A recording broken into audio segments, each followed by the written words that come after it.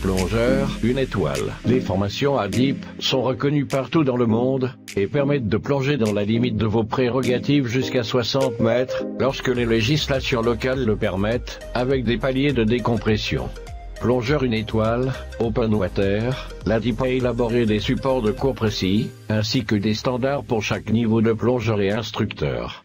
Prérogative: le plongeur niveau 1 peut pratiquer la plongée en scaphandre en exploration dans la zone de 0 à 20 mètres au sein d'une palanquée, encadrée par un plongeur guide de palanquée. Niveau 4, en outre, le plongeur niveau 1 peut suivre la formation complémentaire PA12, lui permettant ensuite de plonger en autonomie jusqu'à 12 mètres maximum, c'est-à-dire sans être encadré par un guide de palanquée, à condition d'être majeur, de plonger en binôme, avec un plongeur de niveau minimum PA12 lui aussi, et en présence d'un directeur de plongée.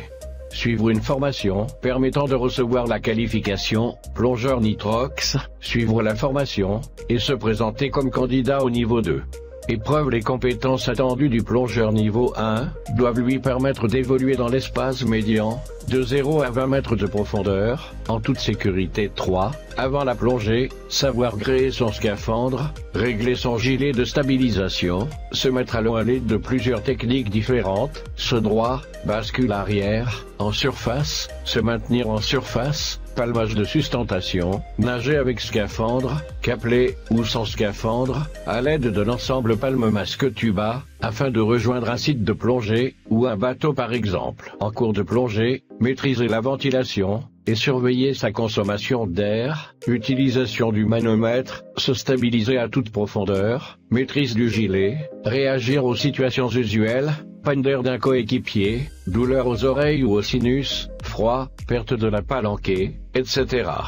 Vider son masque entièrement, dans des situations variées, sans stress, sans perturber la stabilisation, revenir en surface en toute sécurité, maîtrise de la vitesse de remontée, stabilisation au palier, se déplacer sur des distances courtes, en apnée inspiratoire et expiratoire. Après la plongée, dégréer son scaphandre, nettoyer, décontaminer et ranger le matériel utilisé.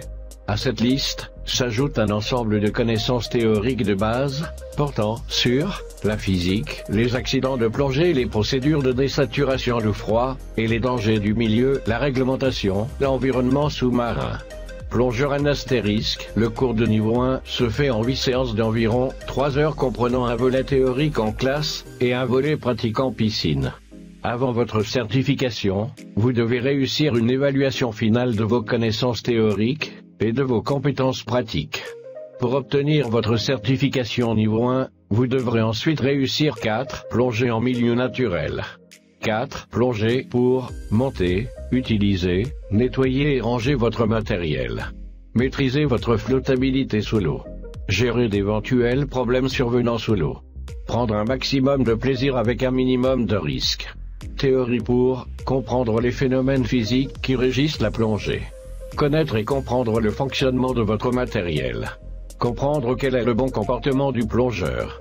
Ce brevet vous permet de plonger partout dans le monde sous la supervision d'un guide, dans la limite des 20 mètres de profondeur.